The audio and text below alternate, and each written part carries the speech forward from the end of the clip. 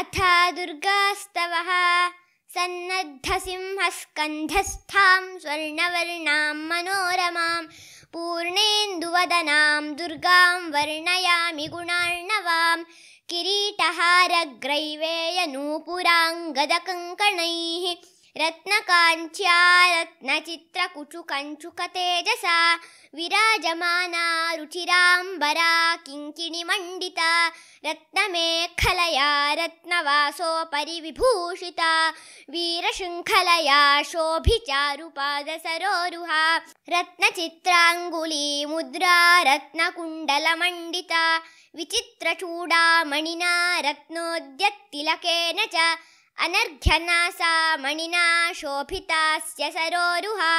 भुजकीर्त्या रत्नचित्रकण्ठसूत्रेण चाङ्किता पद्माक्षिणी सुबिम्बोष्ठी पद्मगर्भादिभिस्तुता कबरीभारविन्यस्तपुष्पस्तबकविस्तरा कर्णनीलोत्पलरुचा लसद्भ्रूमण्डलत्विषा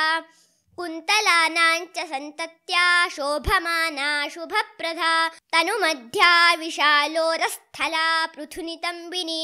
चारुदीर्घभुजा कम्बुग्रीवा जङ्घायुगप्रभा